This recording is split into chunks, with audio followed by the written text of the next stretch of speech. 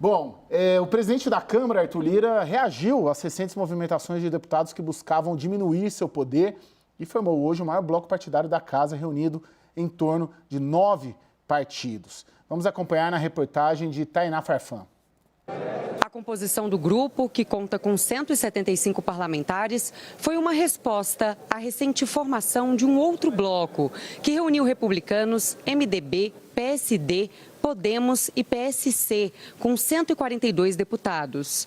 À época, a iniciativa foi vista por aliados de Lira como um princípio de afastamento, mirando inclusive a preparação de candidatura própria à sucessão do comando da casa. Agora, o presidente da Câmara conseguiu atrair para sua esfera de influência 9 partidos, reunindo políticos de centro, de direita e até mesmo da base do governo. A união dessas siglas é parte da estratégia para manter o grupo na presidência da Câmara ao final do mandato de Lira, em fevereiro de 2025.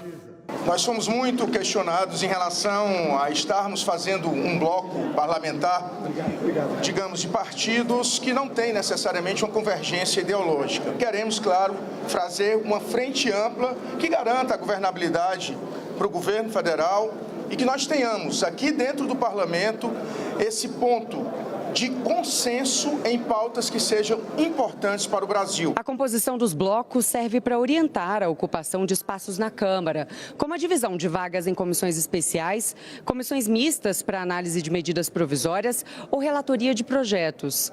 A atuação conjunta dos partidos também altera o poder de barganha na relação com o governo federal. Com a consolidação de mais um bloco, o PT e o PL, siglas que saíram fortalecidas depois das eleições de outubro do ano passado, devem agora perder espaço nessa distribuição. Desde o início da nova legislatura, o governo Lula trabalha alinhado à Lira para conseguir uma base de apoio sólida. Por isso, tem evitado interferir nas disputas internas da Câmara, com receio de criar desafetos em um dos lados.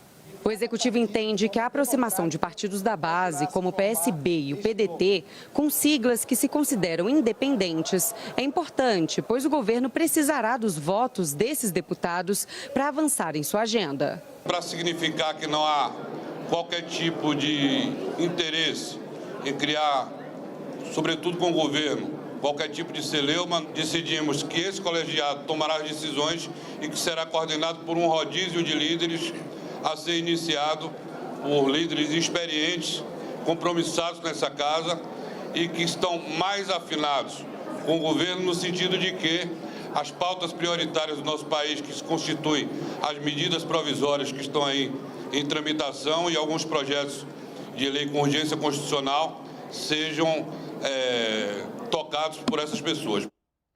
Bom, vamos lá. Para a gente entender do que a gente está falando numericamente, vamos ver como ficou essa nova distribuição de poder na Câmara dos Deputados. O bloco com PP, União Brasil, PSB, Solidariedade, Avante, Patriota, além da Federação Cidadania PSDB, tem 175 parlamentares. Eu fiz a conta no meu celular, deu 34,1% da Câmara.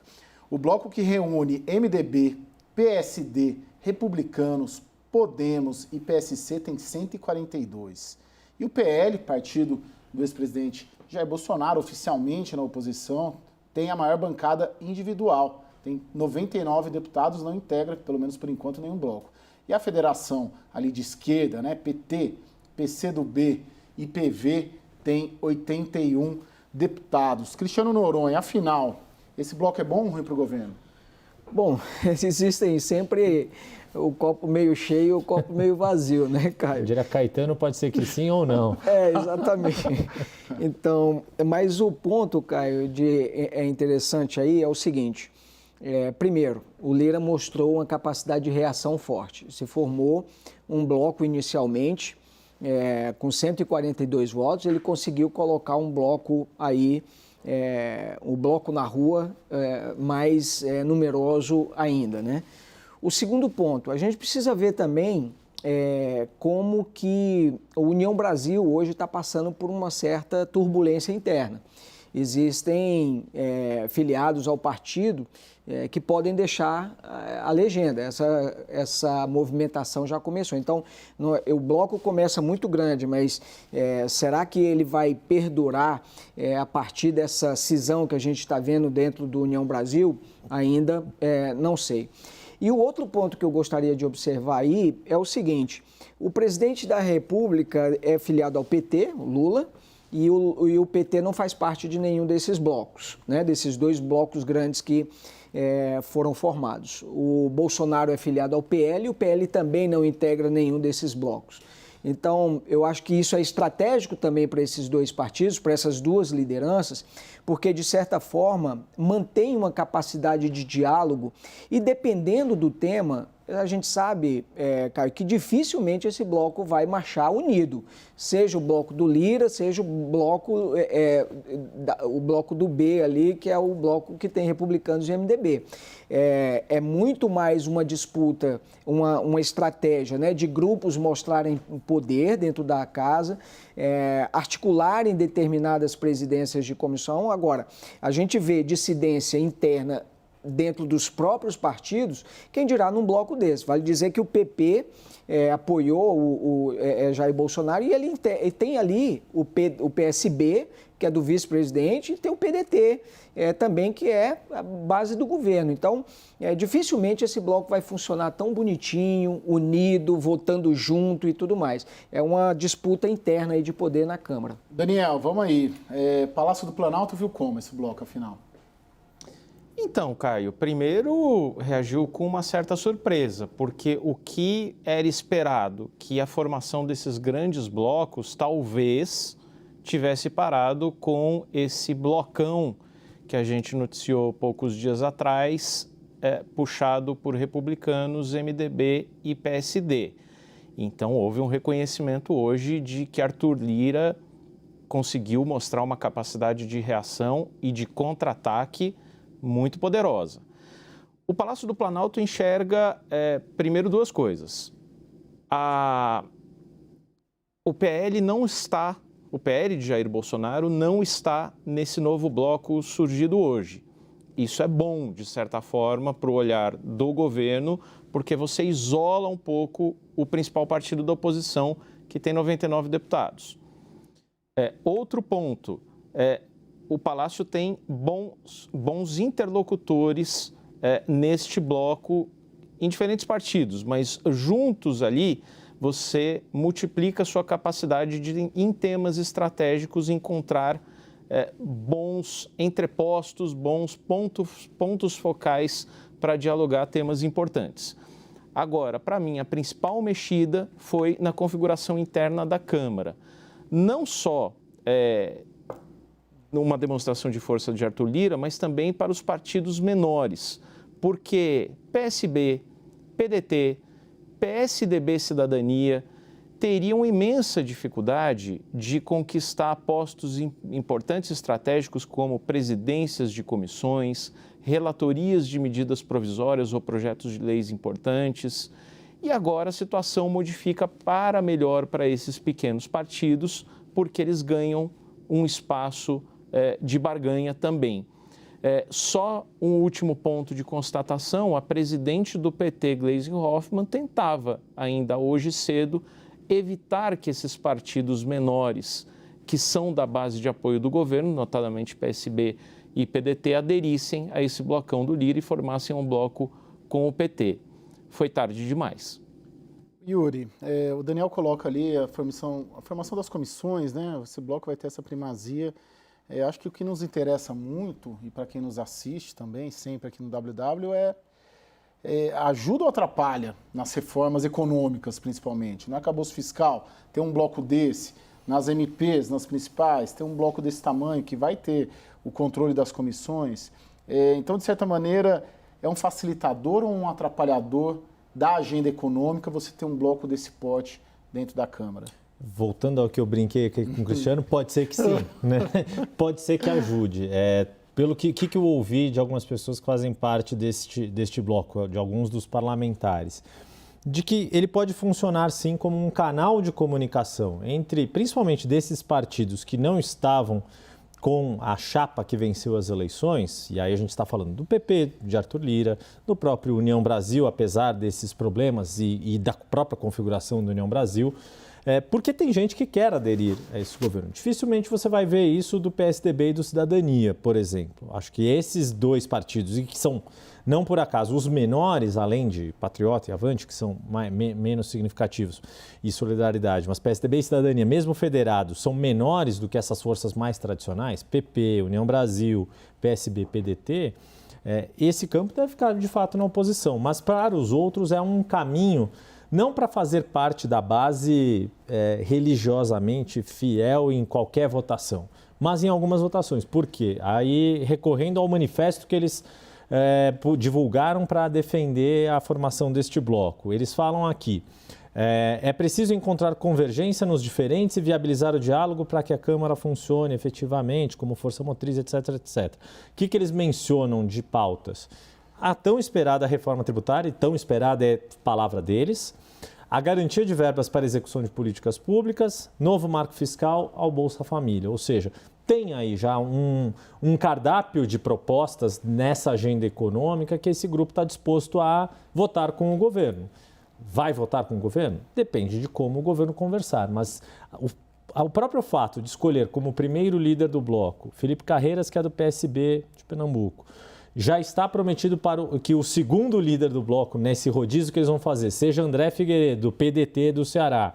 Então, só o fato dos dois partidos do campo progressista deste bloco já estarem prometidos com esse início, me parece uma boa sinalização de que querem sim conversar com o governo e não ter tipo de hostilidades. O que vai ser essa conversa, quais vão ser os termos do acordo para votar com o governo, aí é o que nós repórteres todos vamos acompanhar e analistas vamos todos acompanhar no dia a dia. Mas me parece que tem uma disposição sim de criar um caminho para quem tem mais dificuldade de aderir ao governo, porque nas suas bases é uma base mais antipetista do que petista, tem um caminho para fazer esse movimento com mais suavidade. Daniel? Caio, só emendar o Yuri, porque eu acho que fecha o raciocínio. Ontem, conversando com o ministro do PT, eu fazia a seguinte pergunta. Como vai ser o trato ali de parlamentares do PT que criticaram muito a apresentação do arcabouço fiscal? Você teve o Niperg Faria, por exemplo, que foi na jugular da proposta apresentada pelo Ministério da Fazenda e sinalizou muita insatisfação, muito descontentamento. A resposta deste ministro foi a seguinte: é natural, isso é o PT sempre vai ter críticas a esse tipo de medida, alguma coisa que remeta a ajuste fiscal, outras pautas serão assim também, mas no final das contas esse tipo de parlamentar vota docemente constrangido com o governo, o que ele precisa é dar uma satisfação para a sua base específica.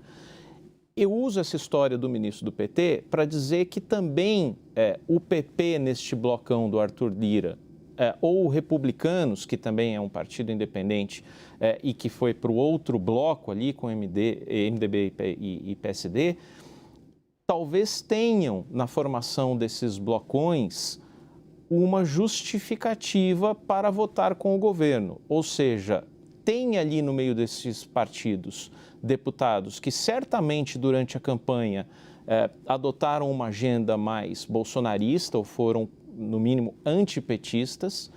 Até o líder do União, Elmar Nascimento, foi assim e se elegeu contra o PT. Mas que, com o advento dos blocões, arrumam uma justificativa, uma desculpa perfeita para sinalizar para suas bases por que podem votar para o governo. Nesse sentido, ponto positivo para o Palácio do Planalto. Toda a concepção hoje no lançamento do bloco era uma concepção governista, ou de pelo menos não mostrar nenhuma contrariedade com o Palácio do Planalto. Tem esse fato. As declarações deles também, todos sinalizaram nessa linha, que não era contra o governo. A minha percepção, cobri Congresso Nacional há muito tempo, 10 anos lá dentro, plenarista, né? De que é um movimento muito mais para dentro do que para fora. É uma reorganização muito mais interna do Congresso do que para fora. Mas é uma reorganização interna com efeitos para fora. Agora, Cristiano, você chegou hoje de Brasília, né? Cobrindo lá, participando lá de eventos com muitos políticos, ministros e por aí vai. Você não tem a percepção de que, se o governo não organizou a sua base, o próprio Congresso cuidou de organizar a sua base? O Congresso, de certa maneira, falou, poxa, não vou ficar esperando o Palácio do Planalto contar voto, que eu acho surpreendente. A gente está quase em maio, bom, estamos no meio de abril, e o Palácio do Planalto não saber quantos votos tem ali. Esse negócio de, estamos esperando o grande teste, para mim não desce. Se fosse o Eliseu Padilha, foi o ministro do Temer, que era um craque, né? Como que é a expressão? Que trocava o sapato sem trocar a meia. Exato. Ou é o contrário, né? Trocava a meia sem trocar o sapato. Você não tem essa impressão que o Congresso de 2015 para cá ganhou tanta proeminência, tanta força, se organizou de tal maneira que hoje ele cuida da vida dele, independentemente do governo cuidar ou não e olhar ali para essa base? Caio, de fato, existem vários sinais aí demonstrando, né, que o poder do Congresso Nacional aumentou a independência em relação ao Executivo. Agora, voltando lá de Brasília, Caio, o que a gente percebe é que o clima lá no Congresso não está muito favorável ao governo, não. Existe parlamentar falando em mandar alguns sinais para o governo. Na semana que vem vai ter análise de vetos presidenciais. Eles podem escolher alguns desses vetos para derrubar e mandar uma mensagem para o governo. Eu ouvi deputado falando que poderia selecionar alguma medida provisória e eventualmente rejeitar para mandar também um sinal para o governo. Essa questão do marco, da mudança do decreto do saneamento não desceu muito bem. O Congresso Nacional acha que amanhã, inclusive, vai ter uma reunião. E há líderes que vão levar lá a mensagem de uma parte dos deputados, que é para o governo desistir do decreto e encaminhar isso via projeto de lei. E hoje mesmo, participando de um debate público, onde o deputado Arnaldo Jardim falou claramente para o ministro Rui Costa de que não ia tolerar nenhum tipo que o Congresso não ia aceitar nenhum tipo de retrocesso em alguns marcos regulatórios importantes. Então, essa reorganização, como eu disse, ela é uma reorganização interna. Agora, esse bloco ele não deve funcionar como um corpo único e que vai apoiar todas as medidas do que o que o Yuri falou aqui faz todo sentido. Ele cria um canal de comunicação importante. Agora, o governo vai ter que... A avaliação é que o governo tem falado demais e feito pouco em relação à negociação com política pública. Há parlamentares que reclamam que o governo, de fato, não está negociando tanto, muitas demandas ainda não estão acontecendo, e é por isso que a gente chega no mês de abril, próxima semana já é ali 20 de abril, né? Vamos ter o feriado. E qual foi a votação relevante que houve, que pudesse a gente claramente identificar qual é o tamanho da base do governo? E já tem projeto de decreto legislativo aí querendo sustar esse decreto do presidente sobre saneamento, pronto para ser votado, o pessoal se articulando. Então, são mensagens importantes que o Congresso está mostrando de insatisfação em relação ao governo. E talvez... A famosa rebelião, né? Exatamente. Pois é, acho... Não, vai lá, Yuri. Rapidinho, Daniel. Eu pego. Porque eu acho que talvez o que a gente está acostumado a acompanhar dessa relação executivo-legislativo, né, de ter uma configuração de base, talvez, aí eu estou pensando um pouco alto aqui, correndo o risco de errar redondamente, mas talvez seja um período que a gente não consiga ter nunca a clareza de qual é o tamanho da base do governo. Que não significa que o governo vai perder tudo, mas eu acho que vai ser sempre no caso a caso. Talvez seja muito mais a regra, dependendo do contexto do momento, dependendo da proposta. Então, por exemplo, nova regra fiscal, é inegável que o próprio presidente da Câmara, Arthur Lira, está disposto a ajudar o governo, porque sabe que é uma legislação que tem uma relevância, um impacto. O Congresso quer, de fato. O Congresso quer, exato. Então, pode ser que tenha uma votação gigantesca, 350, 400 votos, sei lá. Jamais a gente vai poder tratar isso como base. E pode ser que tenha alguns outros projetos que o governo vai ralar para conseguir 260 votos.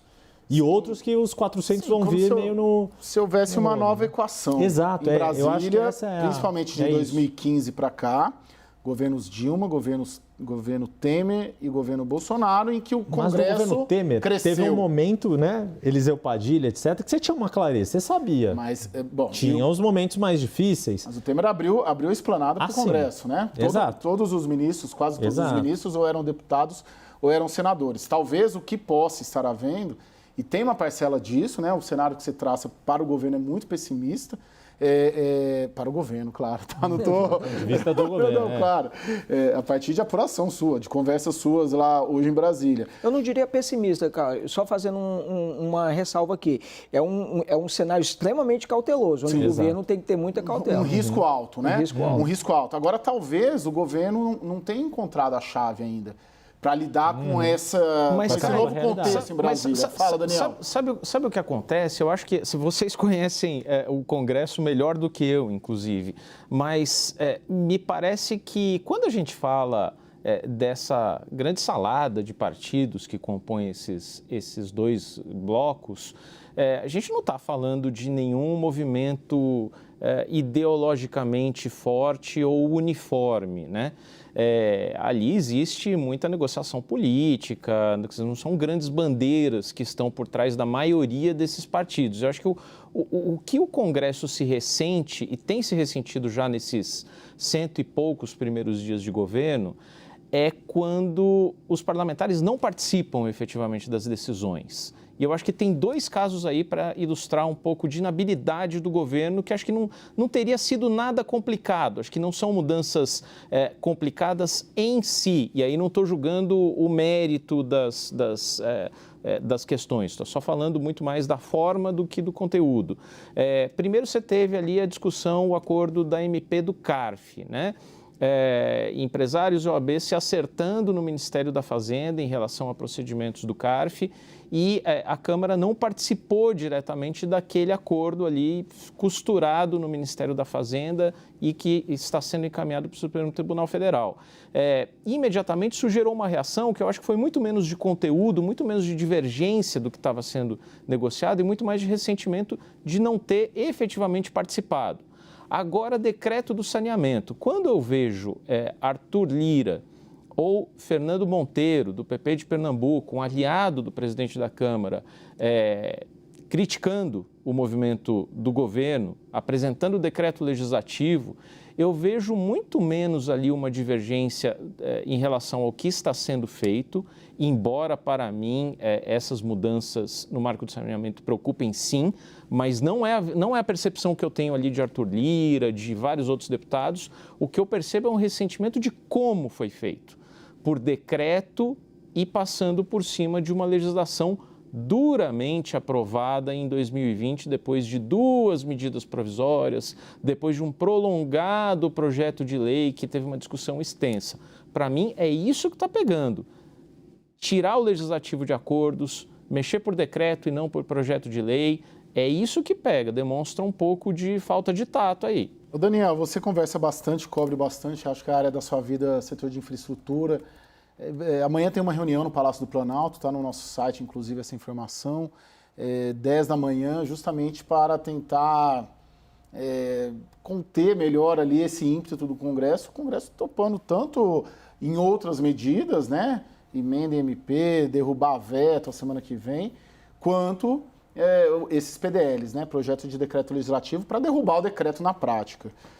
E sem falar da ação do Partido Novo no Supremo, porque que está com o Luiz Fux, que tem um viés liberalizante, né, mais privatista, a relatoria, questionando a constitucionalidade do decreto.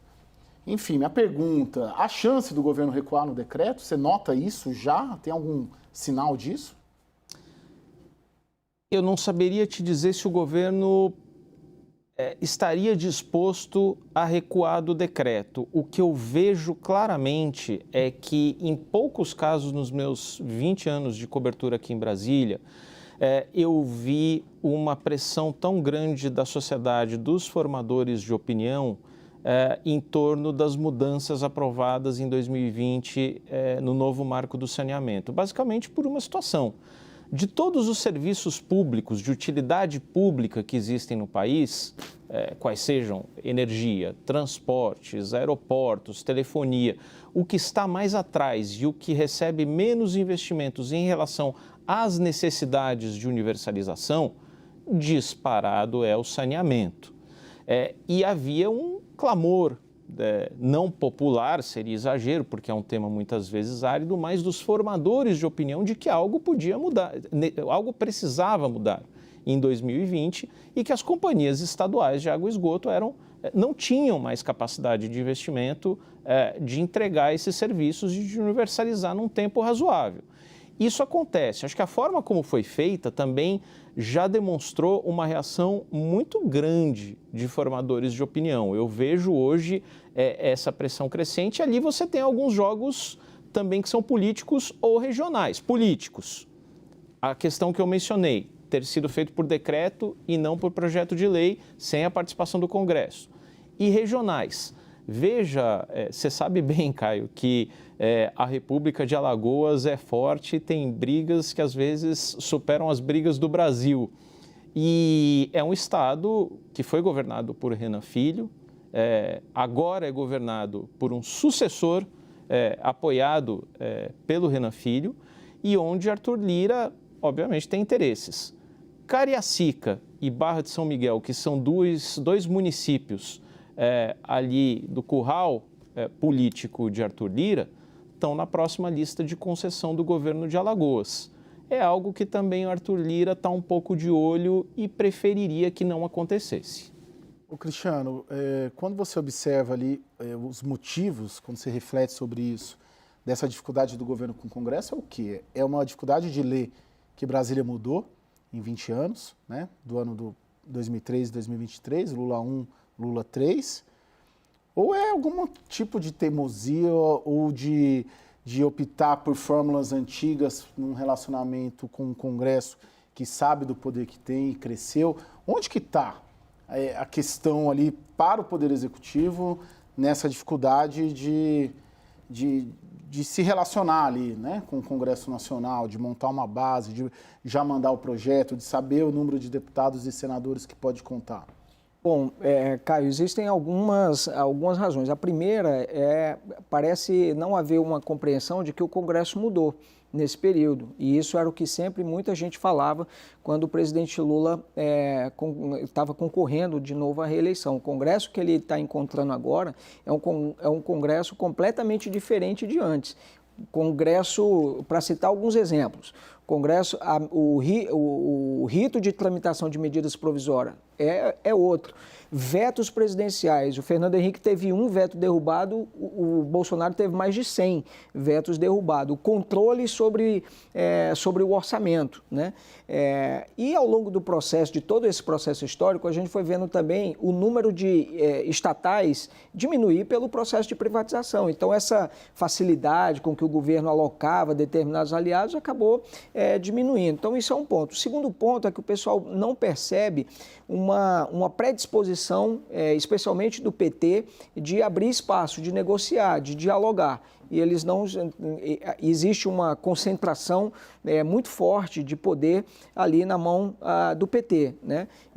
E furar essa barreira está muito difícil. Quando o Lula também foi presidente pela primeira vez, havia um núcleo muito próximo do presidente que filtravam determinadas informações e que tinham um controle muito forte do governo. Hoje não existe esse fluxo. Ele está muito mais até na mão do próprio presidente, a ponto do presidente falar para os ministros não anunciarem medidas pela televisão, a ponto do presidente fazer cobranças públicas de determinados programas que não foram lançados agora nos 100 dias. Então, não existe uma coordenação muito boa. A comunicação do governo não está funcionando de forma adequada também. E, Caio, a gente não pode esquecer também que o país está absolutamente polarizado.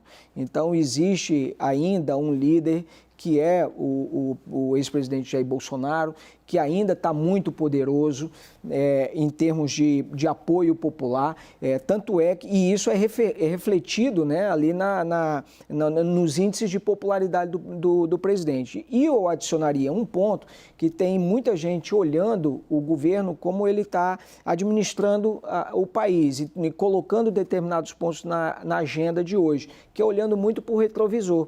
Então, está olhando, relançando programas, querendo voltar questão trabalhista, querendo voltar marco do saneamento, questionando a autonomia do Banco Central. Então, todo o olhar ele está para uma agenda do passado, que já foi superada pelo Congresso Nacional em duras discussões, votações e até com apoios amplos, né? Então, falta essa agenda, eu acho que olhando mais para frente. E que o próprio presidente cobrou, né? Por exemplo, no evento dos 100 dias, falou do desenrola, para desenrolar o desenrola. Né? Ô Yuri, a gente cobre muito política partidária, eu gosto, você gosta, aliás, nós todos aqui. Quando você olha esse bloco e vê que o PT e o PL estão fora, me chamou muita atenção do PT, né? O PT tem ali uma federação, um bloco ali à esquerda, e me chama a atenção que o PT consegue sempre ser hegemônico no executivo, mas nunca consegue ser hegemônico no legislativo. E essa composição dos blocos, ela transparece isso, né? Você tem uma leitura, por que o PT não está ali, em um dos dois, pelo menos, ou no bloco lá junto com o MDB, o bloco que era o mais governista, a sua leitura ali do partido do presidente?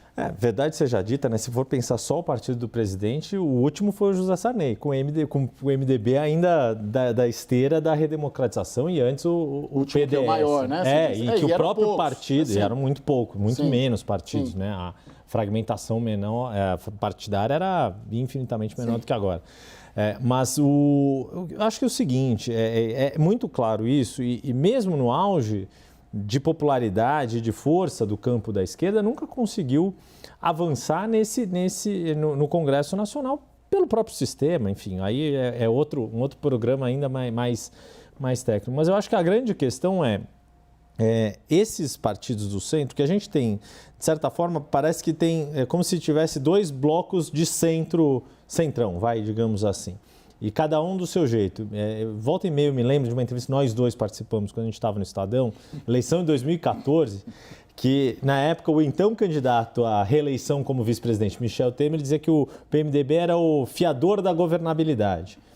Tempos depois, quando Arthur Lira foi eleito ou era candidato a presidente da Câmara, ele escreveu um artigo no Tendência e Debate da Folha que ele usava mais ou menos o mesmo termo. É o centro que ajuda a governar. E, no fundo, é isso mesmo que a gente sempre viu ao longo do período democrático atual. Então, acho que jamais o PT vai conseguir esse espaço maior do que tem. Mas, tentando ser um pouco otimista no que está acontecendo na Câmara, eu vejo uma certa reorganização de forças partidárias que dá um pouco mais de organização para o jogo.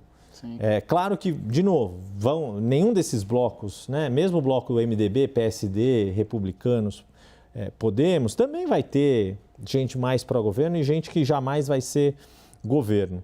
Mas do que eu circulei na Câmara nessa atual legislatura, quando tomou posse e um mês depois, me dá a sensação de que tem muita gente esperando o caminho para poder aderir ao governo, porque para muita Sim. gente o jogo é adesão ao governo, seja lá qual for o governo. E esse o Congresso tem essa vocação governista. Exato, o Congresso ele não gosta de ser oposição. Você tem que... E quando ele acabou fazendo esse movimento, a gente teve 2 presidentes que caíram, né? Então, o Congresso, ele prefere ser governo, ele dá todos os sinais para o governo, eu quero participar, manda... Se ele está insatisfeito é porque ele quer ser governo, ele não está satisfeito, ele tenta mandar um sinal, derruba uma medida provisória, mas dizendo, ei, eu quero participar mais. Ele quer ser bem tratado, né? Exatamente. Ele quer que o presidente vai inaugurar uma obra em algum estado, leve os deputados não é só ter uma nova salinha de espera ali no Palácio do Planalto. Cite no discurso os parlamentares, ele quer ser bem tratado, claro, ser bem atendido ali em obras, em emendas. Eu gosto de olhar o Congresso com uma linha também. Essa crítica de que é um Congresso sem ideias e nada, a gente está vendo agora, no marco do saneamento, uma pressão muito grande. Estamos vendo em outras áreas também. Então, o Congresso, de certa maneira, ele baliza eventuais extremos, principalmente do Poder Executivo.